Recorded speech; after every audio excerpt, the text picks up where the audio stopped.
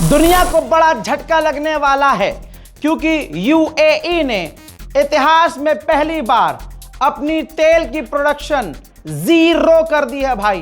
बिल्कुल ये समझ लीजिए यूएई की तमाम कंपनियां तेल की बंद हो चुकी हैं।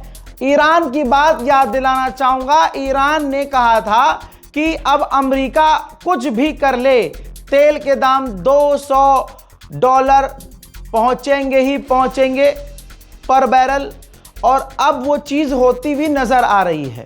सिर्फ यूएई तेल की वजह से बर्बाद नहीं हो रहा है, बल्कि प्राइवेट कंपनियां जो बड़ी बड़ी वहाँ ब्रांड हैं, बड़ी बड़ी कंपनियां हैं भाई। यूएई ने खुद उनको जो भी कहा हो तो उन कंपनियों ने अपने एम्प्लॉय से भी कह दिया है भैया कि आप अपने यहाँ वापस लौट जाओ। तो यूएई का पूरी तरह से बेड़ा गर्क है। लेकिन हमारे लिए जो भारतवासी हैं, जो पाकिस्तान के हैं, बांग्लादेश के हैं, उनके लिए ये बहुत ज़्यादा ख़तरे वाली बात है कि अगर ऐसे ही गल्फ देश ऑयल प्रोडक्शन बंद कर देंगे तो भारत पर भी इसका असर दिखेगा। अब देखिए दोस्तों, ये तो यूएई की बात कर ली हमने।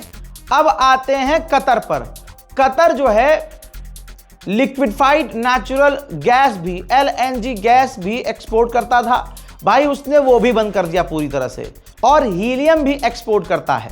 अब आप कहेंगे हीलियम क्या है? हीलियम से ये जो कंप्यूटर और मोबाइल के अंदर चिप होती है उसको बनाया जाता है, उसमें उसको लिया जाता है हीलियम को। तो अब हीलियम भी एक्सपोर्ट करना बंद कर दिया है, उसकी प्रोडक्शन बंद कर दी है। तो इसका असर इलेक्ट्रॉनिक मार्केट पर भी पड़ेगा। लैपटॉप हो, फ़ोन हो, इस तरह के डिवाइसेस हो, उस पर भी। और मैं आपको बता चुका हूं कि पहले ही कि कुछ ही घंटों के अंदर आपको ये भी पता चल जाएगा कि इंडिया में लैपटॉप, मोबाइल, कंप्यूटर, डेस्कटॉप ये सब महंगे होने वाले हैं। 30% सीधा इसके रेट बढ़ने वाले हैं। जिसने हाल फिलहाल में भैया कुछ मोबाइल खरीद लिया हो, लैपटॉप खरीद लिया हो, वो फ़ायदे में है। लेकिन अभी आप देखेंगे कुछ ही दिनों में इन तमाम चीज़ों के दाम बहुत ज़्यादा बढ़ने वाले हैं। याद रखिएगा, ये तमाम उम्मत मुस्लिमा पर वाजिब है कि सही खबर को शेयर करें, क्योंकि अमेरिका इजराइल की पसंदीदा ये जो गोदी मीडिया है ये मेहनत कर रही है। आप देखिए इनकी औकात देखिए, ये कर क्या रहे हैं। इजराइल और अमेरिका की और ईरान की लड़ाई चल रही है, ये इसमें मोदी एंगल डाल रहे हैं। मोदी ने मिलाया फ़ोन, ईरान की हवा टाइट। मोदी ने करी नेतन्याहू से बात। क्या बात करी? मतलब डांस कॉन्सर्ट के लिए बात करी, काहे के लिए बात करी कि जी कब आना है, हैं डांस करने कब आना? मतलब क्या बात कर रहे हैं? मोदी का तो कोई रोल ही नहीं है। मिनिस्ट्री ऑफ एक्सटर्नल अफेयर, पहले आपको बता दूं गोदी मीडिया ने क्या चलाया कि जी मोदी ने करी बात, जयशंकर ने करी बात। अमेरिका और इजराइल की इस जंग में ईरान के विदेश मंत्री से मोदी ने करी बात, जयशंकर ने करी बात। भारत के टैंकर को दिया जाएगा रास्ता, ये कहा था, ये चल रहा था ना। हाँ, असलियत क्या है? भारत ने कोई बात टैंकर से रिलेटेड नहीं की है, बल्कि ये चिंता व्यक्त की कि ये जो हॉर्मुज़ का इलाका है इसमें जो बहुत दिक्कत हो रही है, कुछ ऐसा किया जाए कि सॉल्यूशन निकले। जयशंकर ने 3 बार बात की, लेकिन इस पर यह कह देना कि ईरान ने भारत को परमिशन दी है, इस पर मिनिस्ट्री ऑफ एक्सटर्नल अफेयर ने ही जवाब देने से इनकार कर दिया कि अभी कुछ भी कहना सही नहीं है। सुनना चाहते हैं तो सुन लीजिए। पिछले कुछ दिनों में विदेश मंत्री और ईरान के विदेश मंत्री के बीच 3 बार बातचीत हुई है। अंतिम बातचीत में शिपिंग की सुरक्षा और भारत की ऊर्जा सुरक्षा से जुड़े मुद्दों पर चर्चा की गई। इसके अलावा अभी मेरे लिए कुछ भी कहना जल्दबाजी होगा। बस निकल गई हवा। मोदी एक बार बात करेंगे तो जंग रुक जाएगी। हाँ, रशिया यूक्रेन की जंग रुकवा नहीं पाया, मणिपुर में दंगे बंद नहीं करवा पाया, अपना देश संभल नहीं रहा, रैली में हाथ हिलाने पहुंच जाते हैं, संसद जा नहीं पा रहे। ऐसे ही थोड़ी विपक्ष को मौका मिल रहा है। नरेंद्र सरेंडर और लो जी सिलेंडर भी महंगा। मेरे दोस्तों, इजराइल ने एक रिपोर्ट जारी की है, मतलब ये लीक हुई है रिपोर्ट कि अमेरिका ने इजराइल को 7 दिन का टाइम दिया है और कहा है कि हम 7 दिन में जंग खत्म कर देंगे, चाहे जैसे भी। तो 7 दिन है, जो मर्जी ईरान के साथ कर लो, ठीक। और अमेरिका ने यह भी कहा है कि अब कुछ भी करो लेकिन ईरान की रिजीम चेंज नहीं हो सकती। और डोनाल्ड ट्रंप ने इसलिए यह कहा है कि 7 दिन में हम जंग खत्म कर देंगे क्योंकि ये जो मैं आपको पहले ही बता चुका हूं कि ये जो तेल के दाम बढ़ना शुरू हुए, स्ट्रेट ऑफ हॉर्मूज पूरी तरह से ब्लॉक हो गया। इसका असर सिर्फ तेल पर नहीं, गैस पे नहीं, डीजल पर नहीं, इलेक्ट्रॉनिक आइटम पर भी पड़ रहा है। दुनिया की तमाम चीज़ों पर पड़ना शुरू हो जाएगा। यहां तक कि फ्लाइट्स महंगी हो गई हैं, दिक्कत बहुत आ रही है और सारा प्रेशर डोनाल्ड ट्रंप पर पड़ रहा है। पूरी दुनिया से गाली डोनाल्ड ट्रंप को पड़ रही है।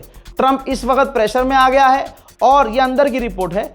इजराइल से कहा है कि 7 दिन है, तुम्हारे पास जो करना है करो, उसके बाद हम जंग खत्म कर देंगे। हजरात, अमेरिका इराक पर हमला कर रहा है और बुरी तरह से कर रहा है, सिविलियंस एरिया में कर रहा है।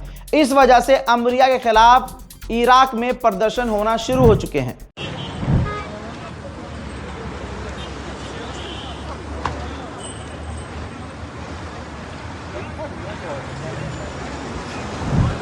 IRGC ने कहा कि अमेरिका ने हमारे पोर्ट पर हमला किया, इस वजह से हमने बहरीन के पोर्ट पर हमला किया।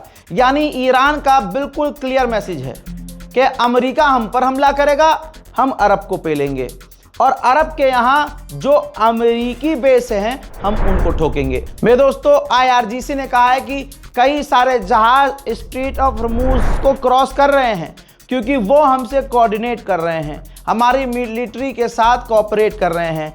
लिहाजा वो जहाज जो हमसे बात कर रहे हैं, कोऑपरेट कर रहे हैं, हमारी बात मान रहे हैं, वो जहाज निकल रहे हैं। मेरे दोस्तों, इजराइल की भी हवा टाइट हो चुकी है, बिल्कुल टांगे भीज चुका है वो। दोस्तों, रिपोर्ट यह है कि इजराइल के ऑफिशियल को चिंता है कि इधर से हिजबुल्लाह बजा रहा है, उधर से ईरान की मिसाइलें हमें पीट रही हैं और अब मिसाइलें बढ़िया तरीके से गिर भी रही हैं क्योंकि मिडल ईस्ट के अमेरिका के रडार काम नहीं कर रहे हैं। जहां पहले 1 घंटे पहले इजराइल को पता चल जाता था कि मिसाइल आ रही है, अब सिर्फ 10 मिनट पहले ही पता चलता है कि ईरान की मिसाइलें हमारे करीब आ चुकी हैं, जिनको रोकने के लिए अमेरिका और इजराइल के laser air defence system, iron dome पूरी तरह से फेल हो रहे हैं। और आप कई बार देख चुके हैं कि अमेरिका का जो एयर डिफेंस सिस्टम इस्तेमाल भी कर रहा है इजराइल, वो भी पूरी तरह से काम नहीं कर पा रहे हैं। यहां तक कि इजराइल के लोग डिप्रेशन में जा रहे हैं, ईरान के लोग तो मिसाइलों के सामने बिल्कुल मैदान में खड़े हैं, लेकिन इजराइल के लोग बेचारे वो बंकर से बाहर ही नहीं निकल पा रहे हैं। तो इजराइल के लोगों में भी बहुत ज़्यादा गुस्सा है और इजराइल के ऑफिशियल को चिंता है कि हमारा अंधा पैसा लग रहा है, नुकसान भी हो रहा है और हम दो तरफ से हिजबुल्लाह के द्वारा भी पेले जा रहे हैं और ईरान हमें मार ही रहा है। हजरात, अबू धाबी का ये सैटेलाइट इमेज है अल दफरा एयरबेस जो अमेरिका का है और सैटेलाइट इमेज में साफ नजर आ रहा है कि ईरान के हमलों में अमेरिका का अबू धाबी में जो एयरबेस है डैमेज हो गया है। पूरे गल्फ देशों को अब इंटरसेप्टर्स की भी कमी हो रही है, जिस वजह से अब वो चूज कर रहे हैं कि भैया हमें डिफेंस सिस्टम कहां तैनात करने हैं और कहां नहीं। चूज की कंडीशन आ चुकी है कि भैया यहां तैनात करो, वहां मिसाइल गिरेगी तो गिरने दो। ऐसी कंडीशन आ चुकी है। जो गल्फ में लोग खासकर भारत के रहते हैं, मुझे उनकी बहुत ज़्यादा चिंता है। भैया वो घर के अंदर रहें, वो जिस भी इमारत में हैं भाई शेल्टर में रहें, अमरीकी बेस और अमरीकी दफ्तरों और अमरीकी बिल्डिंग्स से दूर रहें। जिस इमारत में आपको अमेरिकन दिखें, मेहरबानी करके उससे दूर रहिए। जहां अमेरिका की फौज की तैनाती हो उस इलाके से दूर रहिए। एज अ भारतीय मैं अपने तमाम भाइयों को ये सलाह दे रहा हूं।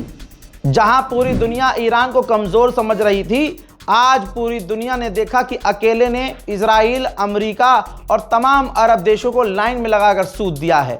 अपडेट अब यह है कि ईरान के पास 5000 नेवल माइंस हैं, जिनमें से हजारों ऐसी हैं जिनको ट्रैक नहीं किया जा सकता।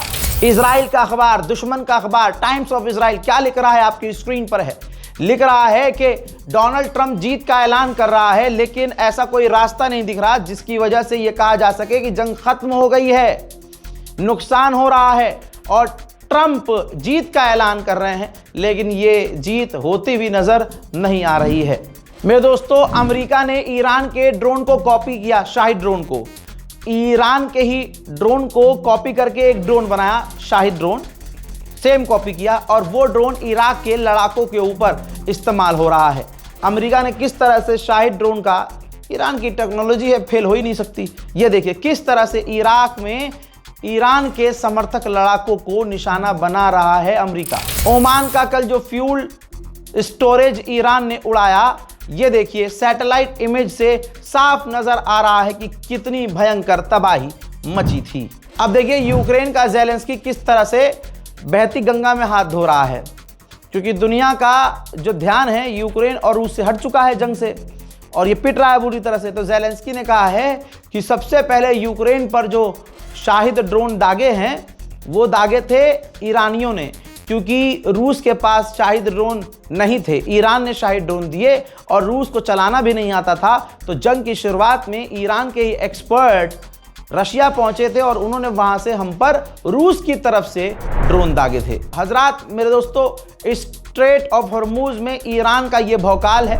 18 अलग अलग टैंकरों पर हमला कर चुका है और आप यहाँ साइट देख सकते हैं, यहाँ मैप में देख सकते हैं कि अलग अलग लोकेशन पे किस तरह से ईरान, यानी आप देखिए अभी गुलाबी सुअर 3 दिन पहले कह रहा था कि हमने ईरान को बेकार कर दिया है, वो हमला करने के काबिल नहीं है। ईरान ने दिखा दिया कि साले तू काबिल नहीं है, तेरी काबिलियत गई गधे के पिछवाड़े में। हम तो पूरे स्ट्रेट ऑफ हॉर्मुज में जहां चाहे हमला करेंगे, और ईरान ने करके दिखा दिया। हजरात सैटेलाइट इमेज एक और दिखाऊंगा, पूरे सबूत के साथ चलूंगा। ये देखिए कुवैत के अंदर अमेरिका की जो साइट है, मिलिट्री साइट, डैमेज हो गई है। ईरान के निशाने पर अभी भी सारे अरब में, मिडिल ईस्ट में अमेरिका के बेस हैं। इस जंग में सबसे ज्यादा जीत और फायदा रूस का हो रहा है। $150 मिलियन का फायदा 12 दिन में रूस को हो गया है, क्योंकि जिसको अमेरिका ने मना किया था कि रशिया से तेल मत लो, अब वो खुद रशिया से तेल ले रहे हैं और धड़ल्ले से रशिया का तेल बिक रहा है, वो भी बिना डिस्काउंट। सेंटॉम ने कहा कि अब तक ईरान पर 6000 हमले कर चुके हैं और 90 ईरान के वेसल्स को तबाह कर चुके हैं, लेकिन फिर भी ईरान लड़ रहा है। मेरे दोस्तों, व्हाइट हाउस की बात ट्रंप से मैच नहीं करती, ट्रंप की बातें गवर्नमेंट से मैच नहीं करती, मुंह इनके पिछवाड़े से मैच नहीं करता। ये सुअर की औलादों की बात सुन लीजिए आप। ट्रंप फिर से नंगा हो गया, अपनी ही बातों में फिर उलझ गया। ट्रंप ने कहा था कि शुरू से यही हो रहा है, व्हाइट हाउस ने भी ये कहा था, सेंटॉम ने भी ये कहा था, पेंटागन ने भी ये कहा था कि डोनाल्ड ट्रंप ने हमला इसलिए किया ईरान पर क्योंकि अगर अमेरिका हमला न करता तो ईरान अमेरिका पर हमला कर देता। ये तो आप सबने सुना होगा, लेकिन व्हाइट हाउस क्या कह रहा है, ये रही रिपोर्ट आपकी स्क्रीन पर। ये देखिए, ये कह रहा है अब व्हाइट हाउस कि ईरान के, मतलब ट्रंप ने कहा है कि ईरान के ड्रोन से हमें खतरा नहीं है, होमलैंड पर हमारी जमीन को खतरा नहीं है, और ना हमें कभी ईरान के हमलों का खतरा था। यही बात तो ईरान ने अभी 2 दिन पहले कही थी कि हम पर यह इल्ज़ाम लगा कि हम अमेरिका पर हमला करेंगे, और ये कहकर हम पर हमला किया गया, जबकि हम वहां हमला नहीं कर सकते, हमारी रेंज ही नहीं है। हजरात, ईरान के नेशनल सुप्रीम काउंसिल के हेड अली लारिजानी ने कहा है कि डोनाल्ड ट्रंप कह रहा है कि बहुत स्पीडली उसे जीत हासिल करनी है, जबकि मैं बता दूं कि उसने जंग अपनी मर्जी से बड़े आराम से शुरू की थी। खत्म अब यह हमारे हिसाब से होगी। आगे उन्होंने लिखा कि तुम 2-4 ट्वीट करके जंग नहीं जीत सकते, हम तब तक नहीं रुकेंगे जब तक तुम्हें एहसास ना हो अपनी गलतियों और गुनाहों का। हजरात, अरामको सऊदी अरब की बल्कि दुनिया की सबसे बड़ी कंपनी जो तेल प्रोड्यूस करती है, वो यूक्रेन से बात कर रही है ड्रोन लेने के लिए। उधर गल्फ देशों ने अपने बैंक के ब्रांचेस को भी टेम्परेरी लेवल पर बंद कर दिया है, क्योंकि ईरान ने कहा था कि हमारे बैंकों को अमेरिका इजराइल ने उड़ाया है तो इलाके के बैंकों पर हमला करेंगे हम। लीजिए, जैसा कहा वैसा हुआ, $100 पर बैरल तेल पार हो चुका है। हजरात, ईरान के कराज का एक ऑयल डिपो है जिसको अमेरिका ने पूरी तरह से तबाह कर दिया। मंजर आपके सामने। The attack on the oil depot in the city of Karaj, burning and destroying homes and schools, leaving children without classrooms and depriving families of the energy they relied on to survive the bitter winter. Now there is one school right now that I'm going to get inside. This school has been totally destroyed by the fire as a result of the explosion in the oil depot. A desolate street, innocent people who, amid the world's silence, became victims of the crimes of the United States and its allies. The air thick with the smell of burnt oil, walls blackened, and belongings reduced to charred ruins. Looking at the aggression of the United States and its allies against Iran, which violated no country's rights and remained loyal to मेरे दोस्तों, फिलहाल के इस update में इतना ही। इस report को share कीजिएगा, अपनी राय कमेंट सेक्शन में लिखते हुए हमारी खबरों को शेयर कीजिएगा। आपसे गुजारिश है कि हमारी खबर शेयर इसलिए कीजिएगा क्योंकि हमारी खबरें सच्ची हैं और भ्रमित करने वाली नहीं हैं। आधे से ज़्यादा मुसलमान फर्जी न्यूज़ शेयर कर रहा है और फर्जी न्यूज़ देख रहा है। आप लोगों से हाथ जोड़कर गुजारिश है, ये जंग में मुसलमानों की हार होगी अगर मुसलमान गलत खबर सुनेगा और गलत खबर को सुनकर खुश या दुखी होगा। रिपोर्ट शेयर कीजिए। जय हिंद।